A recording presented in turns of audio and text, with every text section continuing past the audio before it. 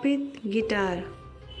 Tommy को हमेशा अपना गिटार बजाना बहुत पसंद था।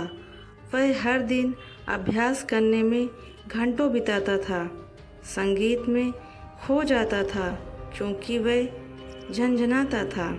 लेकिन एक रात जब वह अपने मंद रोशनी वाले अपार्टमेंट में अकेला बैठा था तो उसे गिटार से आने वाली अजीब आवाज़ें सुनाई देने लगीं। पहले तो उसने सोचा कि यह उसकी कल्पना मात्र है जो उस पर चाल चल रही है, लेकिन फिर उसने इसे फिर से सुना। गिटार के तार से निकलने वाली एक नीची असुम्भ गूंज।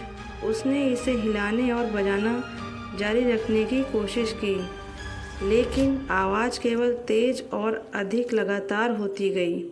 जैसे जैसे रात होने लगी, टॉमी को बेचैनी होने लगी। वह इस भावना को हिला नहीं सका कि उसके गिटार में कुछ गड़बड़ थी, कि यह किसी तरह जीवित और द्वेषपूर्ण था। उसने उपकरण को दूर रखने की कोशिश की, लेकिन ऐसा लग रहा था कि वह इसे स्थानांतरित करने के अपने प्रयासों का विरोध कर रहा था, लगभग जैसे कि यह उसके हाथों से चिपक गया हो। आखिरकार टॉमी का डर बुखार की पिच पर पहुंच गया और वह अपने गिटार को पीछे छोड़कर अपार्टमेंट से भाग गया। अगली सुबह वह एक दोस्त के साथ लौटा, श्रापित उपकरण से हमेशा के लिए छुटकारा पाने का दृढ़ संकल्प लेकर। लेकिन जब उन्होंने दरवाज़ा खोला तो उन्होंने गिटार को फर्श पर पड़ा पाया। उसके तार टूट गए और उसका शरीर मुड़ गया और छत विक्षत हो गया, और कमरे के कोने में उन्होंने एक अंधेरे छायादार आकृति को दुबका हुआ देखा।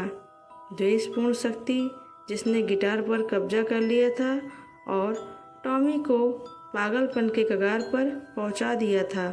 उस दिन के बाद से टॉमी ने फिर कभी गिटार नहीं बजाया, और जब भी उसने संगीत सुना वह मदद नहीं कर सका। लेकिन उसकी रीढ़ की हड्डी में एक ठंडक महसूस हुई, उस भयावहता को याद करते हुए जो कभी उसके प्रिय वाद्य यंत्र के भीतर तुबक गई थी। जहाँ तक गिटार की बात है, टॉमी ने हमेशा के लिए इससे छुटकारा पाने का फैसला किया। वह इसे बाहर ले गया और इस उम्मीद में कूड़ेदान में फेंक दिया कि यह फिर कभी नहीं बजाया जाएगा। लेकिन जैसे ही वह चला गया, वह अभी भी तारों की कमज़ोर आवाज़ सुन सकता था, जैसे कि गिटार अभी भी जिंदा था और उसे बुला रहा था।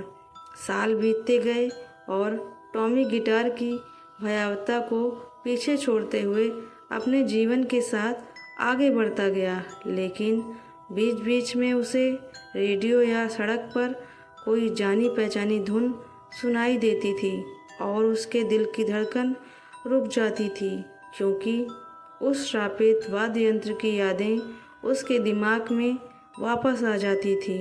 वह कभी नहीं जानना चाहता था कि उस रात गिटार में वास्तव में क्या था, और वह कभी पता नहीं लगाना चाहता था कि आखिर उसमें था क्या। वह केवल इतना जानना चाहता था कि कभी कभी जिस संगीत से हम प्यार करते हैं वह हमें सबसे अप्रत्याशित और भयानक तरीक़ों से प्रभावित कर सकता है, और यह कि कभी कभी इसकी पकड़ से बचने का एकमात्र तरीका दूर चला जाना और कभी पीछे मुड़कर नहीं देखना होता है।